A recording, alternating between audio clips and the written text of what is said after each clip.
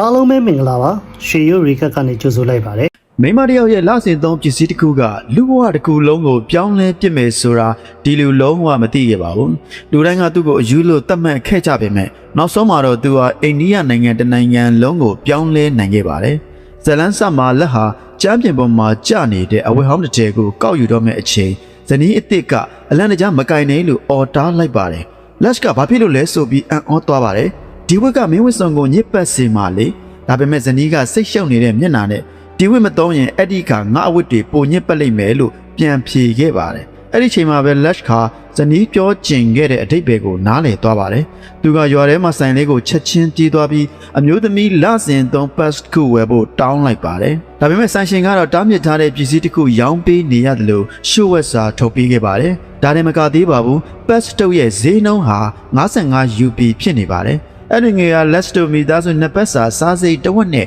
ညီမျှနေပါတယ်။ဒါပေမဲ့ဇနီးရဲ့ကျမ်းမာရေးကိုစဉ်းစားပြီးငွေချေးရရင်တောင်ဝယ်ယူခဲ့ပါတယ်။ပတ်ကိုမြင်လိုက်ရတဲ့အချိန်မှာဇနီးကဝမ်းသာပြီးအပြုံးလေးပေါ်လာပါတယ်။ဒါပေမဲ့ဈေးနှုန်းကိုမြင်လိုက်ရတဲ့အချိန်မှာတော့ချက်ချင်းမျက်နှာပြတ်သွားပြီးဒါကိုချက်ချင်းပြန်အပ်လိုက်ပါလို့ပြောလိုက်ပါတယ်။ရွာမှာ55 UP ဆိုတာအလွန်တန်ဖိုးကြီးတဲ့ပမာဏပါဒါအပြင်အိမ်မှာညီမ2ယောက်လေးရှိသေးတယ်သူတယောက်တည်းဒီဈေးကြီးတဲ့ပတ်သုံးနေတယ်ဆိုတာသိသွားရဲ့ရွာကလူတွေဝေဖန်မှုကိုခံရမှသိကြပါတယ်လက်ကဘလောက်ပဲဖြောင်းပြပျော်ဇနီးကလုံးဝလက်မခံခဲ့ပါဘူးနောက်ဆုံးသူလဲပတ်ကိုပြန်အပ်ဖို့ဆိုင်ကိုပြန်သွားရပါတော့တယ်ဒါပေမဲ့ဆိုင်ရှင်ကရောင်းမိသားပစ္စည်းပြန်မယူဘူးလို့ညင်းပယ်လိုက်ပါတယ်ဘာမှမတတ်နိုင်တဲ့လက်ရှာပတ်ကိုအိတ်ကတ်ထဲထားပြီးစက်ယုံကိုအလုတ်သွားခဲ့ပါတယ်အလုတ်လုံးနေစင်မှာပဲရုတ်တရက်နောက်ဘက်ကနေအော်ဟစ်တန်တစ်ခုထွက်ပေါ်လာပါတယ်စက်ယုံကအလုတ်သမားတစ်ယောက်ကတန်ဖြက်စကိုကင်တွယ်ရင်မတော်တဆဖြစ်ပြီးသူ့လက်မောင်းကိုပြင်းပြင်းထန်ထန်ဖြတ်မိသွားခဲ့ပါတယ်သွေးတွေကအဆက်မပြတ်စီးကျလာပြီးအနီးနားကလူတွေ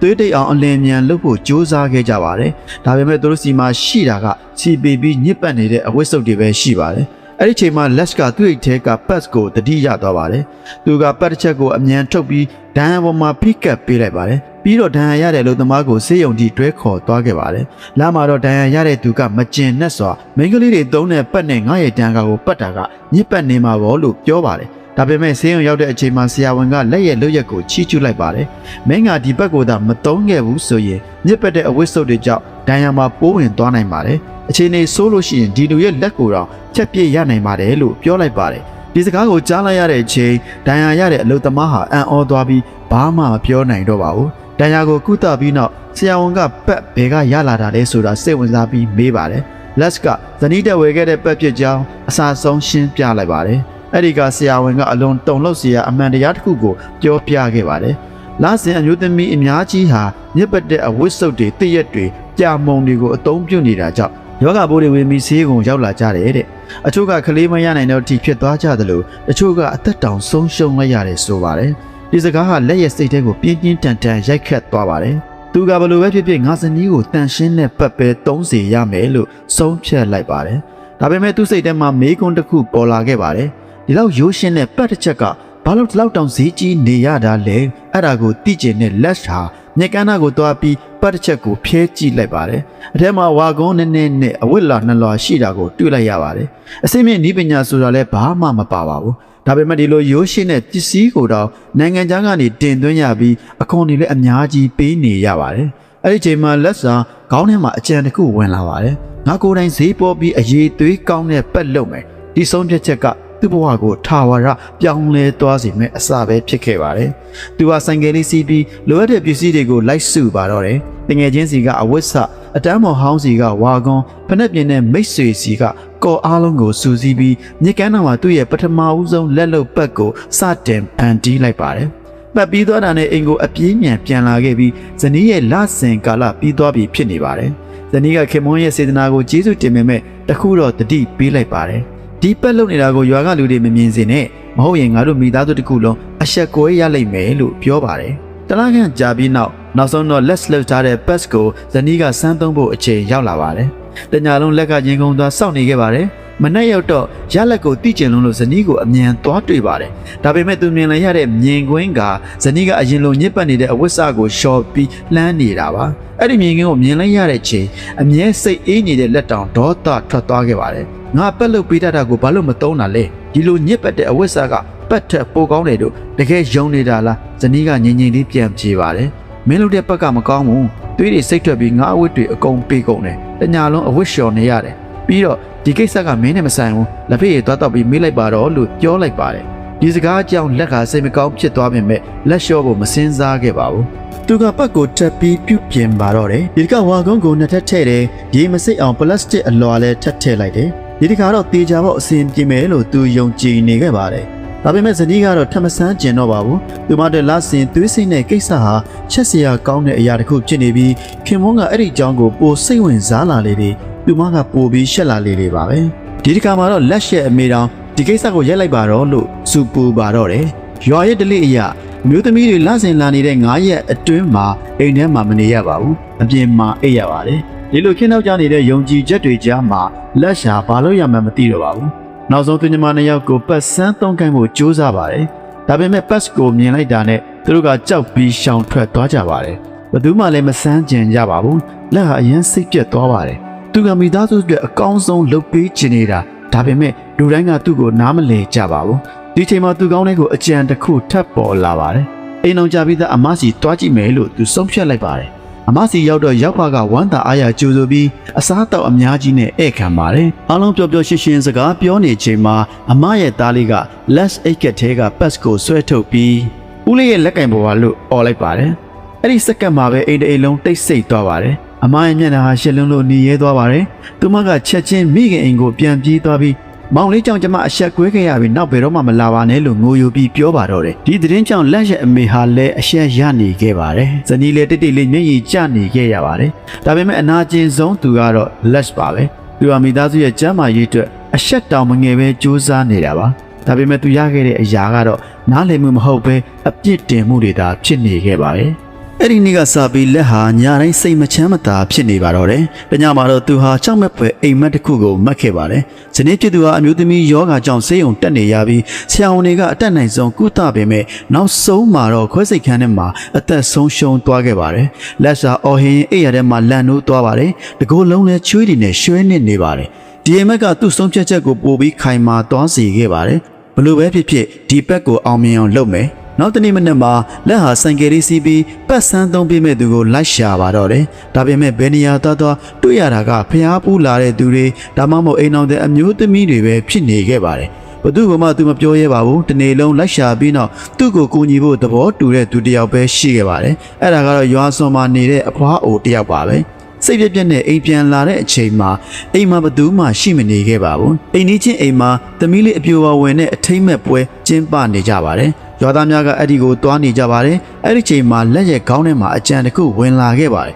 ဒီကောင်မလေးကိုပတ်စမ်းသုံးခိုင်းရရောညဘက်ရောက်တော့သူဟာတိတ်တိတ်ကလေးအိမ်နောက်ပေးကိုတွားပြီးလာတာဆောင်ကနေပတ်ကိုလှမ်းပေးလိုက်ပါတယ်ဒါပေမဲ့အဲ့ဒီအချိန်မှာပဲကောင်မလေးရဲ့အမေဝင်လာပြီးအရာအလုံးကိုမြင်သွားခဲ့ပါတယ်သူမကချက်ချင်းអော်လိုက်ပါတယ်ဒီလူကဖောက်ပြန်နေတဲ့လူပဲတည်င်းကရွာတရွာလုံးကိုမီးလောင်တယ်လို့ပြန့်နှံ့သွားခဲ့ပါတယ်လူတိုင်းကလက်ကိုမကောင်းပြောကြပါတယ်မိသားစုတစုလုံးလည်းအဆက်ကွဲခဲ့ရပါတယ်ညီမတွေကရွာမှာမျက်နှာမပြရဲတော့လို့အမအိမ်ကိုပြောင်းသွားကြပါတယ်အမေလည်းသားဖြစ်သူကိုအယမ်းစိတ်ပြတ်နေပါတယ်အချစ်ဆုံးဇနီးကတော့အဝတ်စားတွေသိမ်းပြီးမိဘအိမ်ပြန်မှုပြင်ဆင်နေပါတယ်အိမ်ကြီးကကြေးရတရားရဲ့ယဉ်ကျေးမှုရအမျိုးသမီးတစ်ယောက်တည်းဂုံတိတ်ခါဟာအသက်ထက်တောင်အယမ်းအရေးကြီးပါတယ်လက်ကဇနီးကိုမသွားဖို့အချိန်ချင်းတောင်းပန်ခဲ့ပါတယ်ဇနီးကအချင်းတစ်ခုနဲ့သဘောတူလိုက်ပါတယ်နောက်တစ်ချိန်ငါလစဉ်ရာသီလာတဲ့အချိန်နင်လှုပ်ထားတဲ့ပတ်ကိုနောက်ဆုံးချိန်စမ်းသုံးပဲအဲ့ဒီခါမှမအောင်မြင်ဘူးဆိုရင်ဒီကိစ္စကိုလုံးဝရပ်ပြစ်ရမယ်လို့ let's ကိုပြောလိုက်ပါတယ် let's ကချက်ချင်းသဘောတူလိုက်ပါတယ်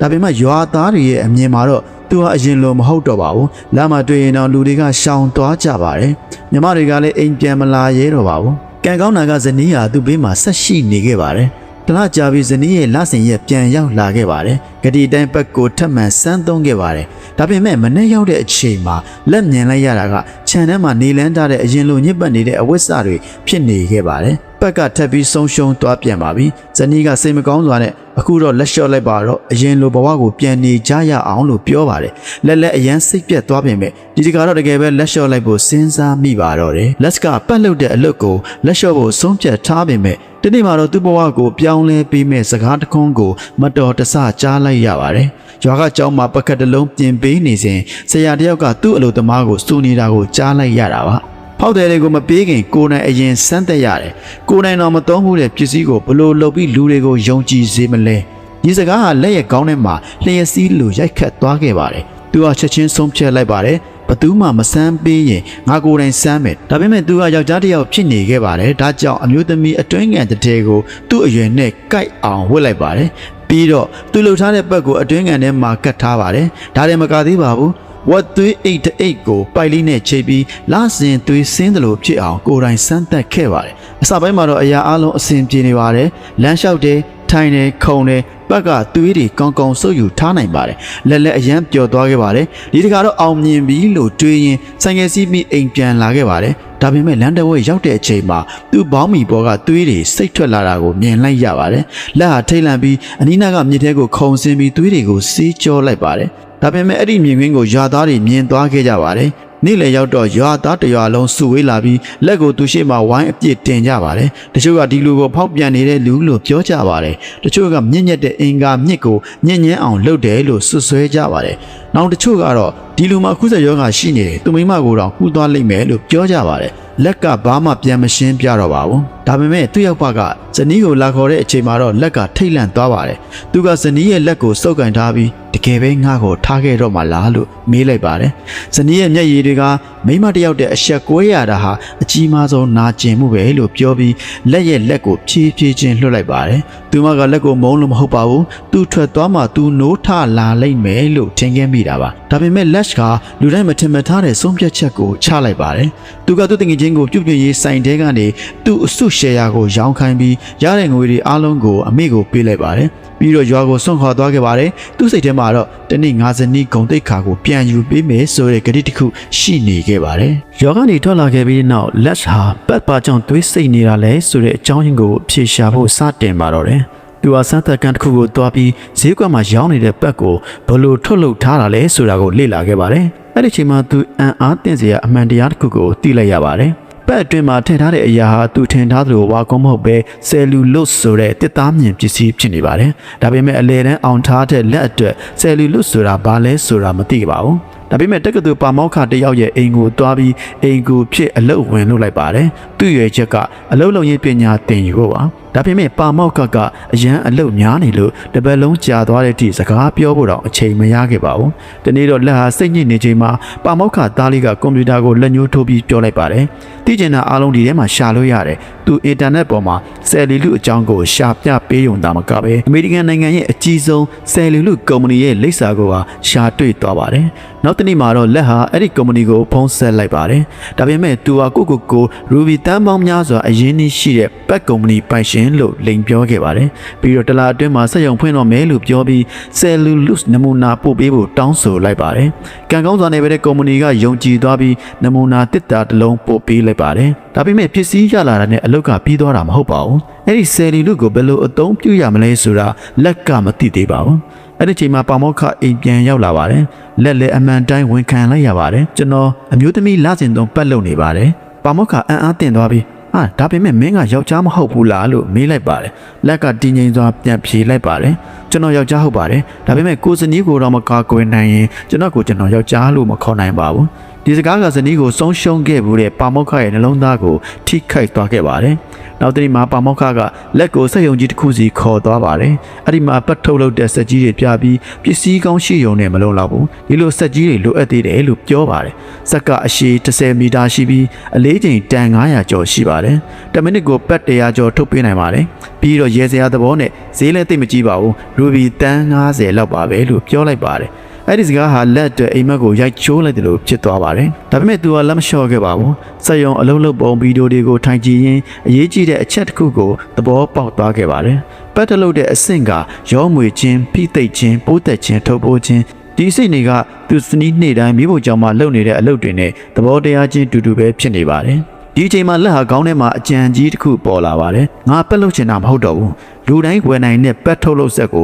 ငါကိုယ်တိုင်တီးထွင်မယ်။ အဲ့ဒီဆုံးဖြတ်ချက်ကသူ့ဘဝရဲ့အကြီးမားဆုံးစိန်ခေါ်မှုကိုစတင်လိုက်တဲ့အချိန်ဖြစ်ပါတော့တယ်ဆုံးဖြတ်ချက်ချပြီးနောက်လက်ဟာပါမောက္ခမိသားစုကိုနှုတ်ဆက်ကဘယ်သူမှမသိတဲ့ရွာတရားကိုပြောင်းရွှေ့သွားခဲ့ပါတယ်အဲ့ဒီမှာဟောင်းနှမ်းနေတဲ့ဂိုတောင်ကြီးတစ်လုံးကိုငှားပြီးသူ့ရဲ့ပက်ထုတ်လုပ်ဆက်ကိုစတင်တီထွင်ပါတော့တယ်လက်ကစက်ရုံကြီးကိုအလိုလျောက်မတီးစောင့်နိုင်မှန်းသိထားပါတယ်ဒါကြောင့်လုပ်ငန်းစဉ်14ခုအဖြစ်ခွဲထုတ်လိုက်ပါတယ်ပထမဆက်ကဆယ်လူလူကိုနှုတ်ညက်အောင်မှွေပေးမဲ့ဆက်ဒုတိယဆက်ကပတ်ပုံစံဖိနှိပ်ပေးမဲ့ဆက်တတိယဆက်ကပိုးသက်ပေးမဲ့ဆက်စတုတ္ထဆက်ကထုတ်ပိုးပေးမဲ့ဆက်တနစ်လုံးမနာမနက်စူးစမ်းပြီးနောက်သူကပထမဆုံးရောမွေဆက်ကိုအောင်မြင်စွာတီးဆောက်နိုင်ခဲ့ပါတယ်ဆယ်လီလူတွေဟာဝါကုန်းလေးလိုနုညံ့ပြီးအမြင်တွေဖြစ်ပြောင်းလဲသွားပါတယ်ဒါပေမဲ့ဒီအောင်မြင်မှုတဲ့သူ့မှာရှိတဲ့ငွေအားလုံးကုန်ဆုံးသွားခဲ့ပါတယ်ရှေ့ဆက်ဖို့လက်မှာငွေမရှိတော့ပါဘူးနောက်ဆုံးသူဟာငွေချေးစားတစ်ယောက်စီသွားပြီးရူဘီတသိန်းချေးယူခဲ့ပါတယ်အချေးတင်သွားပေမဲ့သူ့အိမ်မက်တွေကိုမဆွတ်လွတ်နိုင်ခဲ့ပါဘူးဒီလိုနဲ့နောက်ထပ်3နှစ်ကျော်အချိန်ယူပြီးဖိနှိပ်ဆက်ဖို့သက်ဆက်ထုတ်ပိုးဆက်အားလုံးကို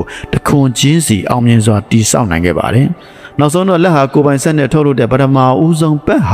အောင်မြင်စွာထွက်ပေါ်လာခဲ့ပါတယ်ဒါပေမဲ့ပက်ကကြည့်ရတာကောင်းပါတယ်တကယ်အသုံးဝင်လာပြီလားဆိုတာကိုတော့ဘယ်သူမှမစမ်းသက်ရသေးပါဘူးကံကောင်းခြင်းတော့ဒီနေ့မှာရွာမှာဂီတပွဲတော်တစ်ခုကျင်းပနေချိန်မြို့ကချမ်းသာတဲ့မိန်းကလေးပါရီယာရုတ်တရက်ရာတီလာသွားခဲ့ပါတယ်သူမရဲ့တငယ်ချင်းကဆေးဆိုင်ကိုအလင်းမြန်လိုက်ရှာနေကြပါတယ်အဲ့ဒီချိန်မှာသူတို့နှစ်ယောက်ဟာလက်နဲ့စုံသွားပါတယ်အချိန်လေးကိုတီးလိုက်ရတဲ့လက်ဟာသူ့အိတ်ထဲကပတ်နှစ်ချက်ကိုထုတ်ပြလိုက်ပါတယ်နောက်တနေ့မနက်မှာလက်ဟာရင်ခုန်စွာနဲ့ပါရီကိုလိုက်ရှာပြီးမေးလိုက်ပါတယ်ပတ်ကဘယ်လိုလဲပါရီကတော့သူ့ကိုထူးဆန်းတဲ့လူတို့ထင်ပြီးရိုးရိုးလေးပဲပြန်ပြေးပါတယ်ပုံမှန်ပတ်တွေနဲ့တူတူပါပဲကောင်းတယ်ဘာမှမထူးပါဘူးဒီစကားလေးကိုကြားလိုက်ရတဲ့အချိန်မှာလက်ဟာမျက်လုံးနဲ့မျက်ရည်တွေပြည့်လာပါတယ်လေးနှစ်ကျော်ခံစားရခဲ့တဲ့ဒုက္ခတွေလူတွေနဲ့အထင်မြင်သေးမှုတွေမိသားစုနဲ့ခွဲခွာရတဲ့နာကျင်မှုတွေအားလုံးဟာ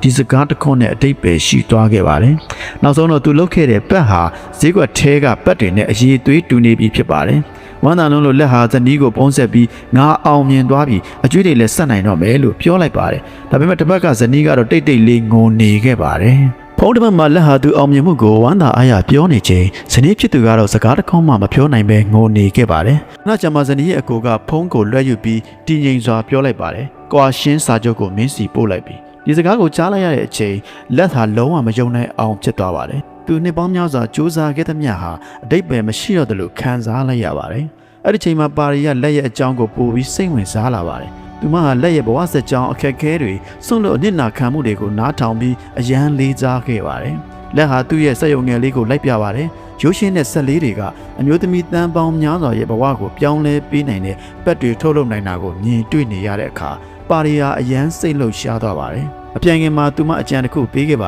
တယ်ပတ်အောက်မှာကော်တက်လို့ရရင်အတွင်းကမှာကဲလို့ပို့အဆင်ပြေမယ်လို့အကြံလေးကလက်ကိုအရန်အသုံးဝင်စေခဲ့ပါတယ်။ဒါပေမဲ့ပါရီထွက်သွားပြီးတော့မကြခင်မှာပဲအကျွေးရှင်ရောက်လာပြီးငွေပြန်တောင်းပါတော့တယ်။အချိန်ကြီးကအရန်စိုးနေတဲ့အချိန်ပါရီစီကဖုန်းတကောဝင်လာပါတယ်။သူမကနယူးဒေလီမှာတည်ထင်မှုပြိုင်ပွဲကြီးတစ်ခုကျင်းပတော့မယ်ဆိုတဲ့သတင်းကိုပြောပြပါတယ်။အနံ့ရသူဟာရူဘီ2သိန်းစုရမယ့်အပြင်တနိုင်ငံလုံးကအတိမဲ့ပြုခြင်းကိုလည်းရရှိမှာဖြစ်ပါတယ်။ဒီသတင်းကြောင့်လက်ဟာမျောလင့်ချက်တွေပြန်လဲရှင်တန်လာခဲ့ပါတယ်။သူဟာချေးထားတဲ့ Ruby 900နဲ့ပဲနယူးဒေလီကိုထွက်ခါခဲ့ပါတယ်။ပြိုင်ပွဲမှာအင်္ဂလိပ်စကားကိုကောင်းကောင်းမပြောတတ်တဲ့လက်ဟာကြိုးတိုးကျဲတဲ့အင်္ဂလိပ်စကားလက်ဟန်ချရနဲ့ပဲသူ့ရဲ့ပက်ဆက်အကြောင်းကိုဒိုင်လူကြီးတွေကိုရှင်းပြခဲ့ပါတယ်။အထူးသဖြင့်အမျိုးသမီးဒိုင်တွေ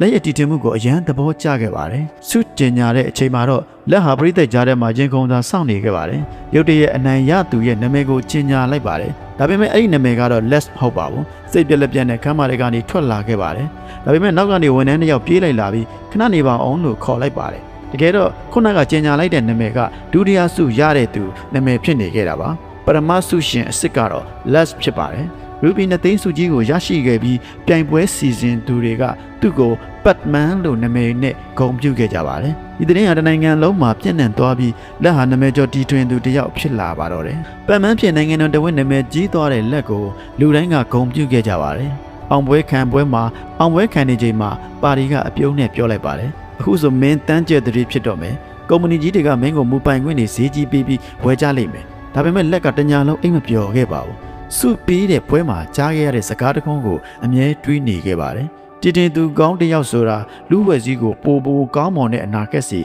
ဦးဆောင်ပေးရတယ်။နောက်ဆုံးလက်ဟာပါတီကိုပြောလိုက်ပါတယ်။ငါဒီဆက်ကိုမိန်းကလေးတွေအတွက်ပတ်စည်းဖို့သွားအောင်တီထွင်ခဲ့တာ။ဘူပိုင်ဝင်းကိုရောင်းလိုက်မယ်ဆိုရင်ကုမ္ပဏီကြီးတွေကဈေးကိုပြန်တက်စေမှာပဲ။ ဒါဆိုငါစူးစားထားခဲ့သမျှတွေအဓိပ္ပာယ်မရှိတော့ဘူးလို့ဒီစကားကိုပြောပြီးလက်ဟာစားတစ်စောင်းသာခြံထားခဲ့ကတိတ်တဆိတ်ထွက်သွားခဲ့ပါတယ်သူကကြေးရတရားပြီးတရားလိုက်သွားပြီးဈေးသက်သာတဲ့ပတ်တွေကိုအမျိုးသမီးတွေစီကိုယ်တိုင်ရောင်းချပေးပါတော့တယ်ဒါပေမဲ့သူရွာကိုပြန်ရောက်တဲ့အချိန်မှာရွာသားတွေကသူ့ကိုနာမည်ကြီးတစ်ယောက်လိုကြိုဆိုခဲ့ပါတယ်အကျွေးရှင်တော့အကျွေးမတောင်းတော့ပဲသူ့တည်ထင်မှုကိုမြင်နေခြင်းခဲ့ပါတယ်ဒါပေမဲ့ပတ်ကိုထုတ်ပြလိုက်တာနဲ့အမျိုးသမီးတွေအားလုံးရှက်ပြီးထွက်ပြေးသွားကြပါတော့တယ်အကျွေးရှင်ကလည်းငါးပက်ဆန်ကိုဒီလိုနည်းနဲ့လှုပ်တာလားဆိုပြီးဒေါသတကြီးអော်ပါတော့တယ်လက်ဟာနောက်ဆုံးတော့စိတ်တက်ကြသွားပါတယ်။ဘူပိုင်ကင်းကိုရောင်းပြီးအရာအလုံးကိုအဆုံးသတ်ဖို့စဉ်းစားနေချိန်မှာပါရီပြန်ရောက်လာခဲ့ပါတယ်။လက်ရဲ့စိတ်ထားကိုလေးစားလုံးလို့ပါရီကသူနဲ့အတူလက်တွဲဖို့ဆုံးဖြတ်လိုက်ပါတယ်။သူတို့နှစ်ယောက်ကြောဖို့အိတ်ထဲမှာပတ်တွေထည့်ပြီးကြေးရွာတွေကိုလိုက်ရောင်းကြပါတယ်။မျိုးသမီးချင်းချင်းနားလည်မှုကြောင့်ပတ်တွေအလင်းမြန်ရောင်းကုန်သွားခဲ့ပါတယ်။ထို့နောက်သူတို့ဟာရွာကအင်ရှင်မတွေကိုအလုတ်ခံပြီး